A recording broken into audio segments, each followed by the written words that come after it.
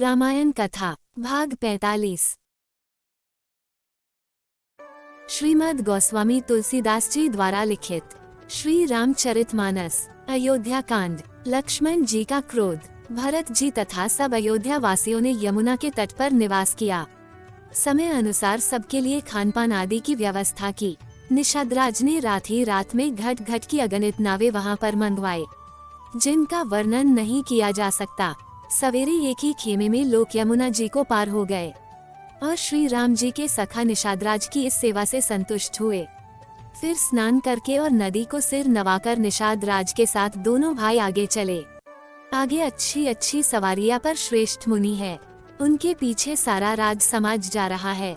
उनके पीछे दोनों भाई पैदल चल रहे हैं। सेवक मित्र और मंत्री के पुत्र उनके साथ है। लक्ष्मण सीता जी और रघुनाथ जी का स्मरण करते जा रहे हैं। जहाँ जहाँ श्री राम जी ने निवास किया था और विश्राम किया था, वहाँ वहाँ वे प्रेम सहित प्रणाम करते हैं। मार्ग में रहने वाले स्त्री पुरुष ये सुनकर घर और कामकाज छोड़कर दौड़ पड़ते हैं। गांव की स्त्रियां एक दूसरे से प्रेम पूर्वक पूछती है, हे सखी, यह राम लक्ष्मण है कि नहीं? इनकी अवस्था, शरीर और रूप रंग तो वही है और चाल भी उन्हीं के समान है, परंतु सखी, इनका ना तो वह वेश है, ना सीता जी संग है और इनके आगे चतुरंगिनी सेना चल रही है।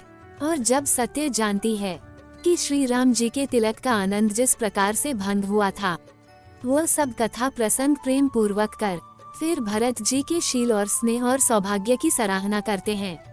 वह बोली, देखो, ये भरत जी पिता के दिए हुए राज्य को तिनके की तरह त्याग करके पैदल चलते और फलाहार करते हुए श्री राम जी को मनाने के लिए जा रहे हैं। इनके समान कोई दूसरा और भाई हो सकता है? भरत जी का भाईपना भक्ति और इनके आचरण कहने से और सुनने से दुख भरने वाला है।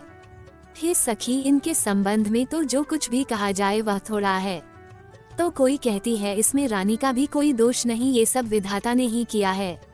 राम जी के गुणों की कथा सुनते और श्री राम जी का स्मरण करते हुए भरत जी चले जा रहे हैं। तीर्थ देखकर स्नान करते तथा मुनियों के आश्रम और देवताओं के मंदिर देखकर प्रणाम करते और मन ही मन यह वरदान मांगते कि श्री राम जी के चरण कमलों में प्रेम हो। मार्ग में बिल्कुल आदि बनवासी तथा वानप्रस्थ ब्रह्मचारी सन्यासी और विरक्त मिलते हैं। उनसे प्रणाम करते और पूछते हैं कि लक्ष्मण जी, श्री राम जी और जानकी जी किस वन में है? प्रभु के सब समाचार कहते हैं और भरत जी को देखकर जन्म का फल पाते हैं। राम सखा निषादराज ने उसी समय सुहावना पर्वत शिरोमणि कामदगिरि दिखलाया, जिसके निकट पेसवानी नदी के तट पर सीता जी समेत दोनों भाई निवास करते हैं।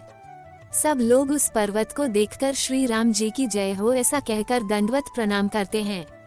राम समाज प्रेम में इतना ऐसा मगन है, मानव रघुनाथ जी अयोध्या लौट कर चले हो।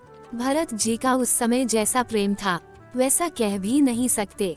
सब लोग श्री राम जी के प्रेम के मारे शिथिल हो गए। सूर्य अस्त होने के कारण रात वही बिना खाए पिए ही रह गए। रात बीतने पर श्री रघुनाथ जी के प्रेमी भरत जी ने आगे गमन किया। उधर श्री राम जी रात से रहते ही जाग जाते। सीता जी ने ऐसा स्वप्न देखा जिसे वे श्री राम जी को सुनाने लगी। मानव समाज सहित भरत जी यहाँ आए हैं। प्रभु के वियोग की अग्नि से उनका शरीर संतप्त है।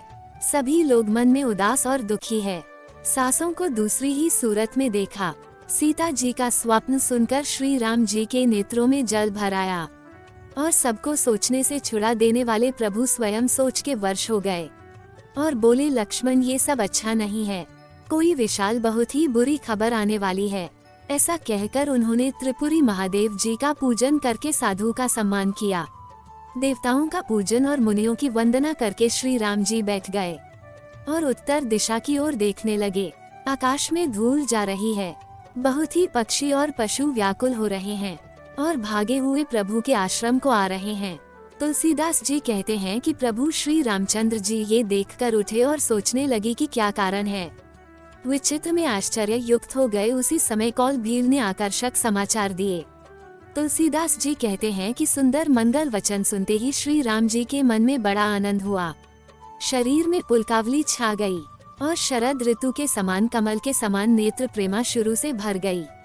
सीता जी के पति श्री रामचंद्र जी पुनः सोच के वश हो गए कि भरत के आने का क्या कारण है। फिर एक ने आकर ऐसा कहा कि उनके साथ भारी चतुरागिनी सेना भी है। ये सुनकर श्री राम जी अत्यंत सोच में पड़ गए। इधर पिता के वचन और उधर भाई भरत का संकोच। भरत जी के स्वभाव को मन में समझकर तभी ये जानकर समाधान हो गया कि भरत साधु है तथा मेरे कहने में आज्ञाकारी है। लक्ष्मण जी ने देखा कि प्रभु रामचंद्र जी चिंता में है, तो वह समय के अनुसार अपना नीतियुक्त विचार कहने लगे। हे स्वामी, आपके बिना ही पूछे मैं कहता हूँ, सेवक समय पर ठिठाई करने से भी नहीं समझा जाता है। स्वामी, आप सर्वज्ञों में शिरोमणि है। हे नाथ, आप सुहृद और स्नेह के भंडार है। आप सभी को अपने ही समान मानते हैं। वो कुटिल भरत आपको वन में अकेला जानकर अपने मन में बुरा विचार करके समाज जोड़कर यहाँ आए हैं। करोड़ों अनेकों प्रकार की कुटिलता हिरस कर सेना बटोर कर दोनों भाई यहाँ आए हैं। यदि इनके हृदय में कपट और कुचलता न होती तो औरत, घोड़े और हाथियों ऐसे समय क्यों लेकर आते। राजपाट पाए जाने पर सारा जगत ही पागल हो जाता है। इस प्रकार लक्ष्मण जी भरत जी पर अति क्रोधित हुए और कहा, आज तो संग्राम होगा। आगे की कथा अगले भाग में। जय श्री राम। दोस्तों, हमने भगवान श्री राम की लीलाओं को सरल भाषा में समझाने की एक तुच्छ कोशिश की है।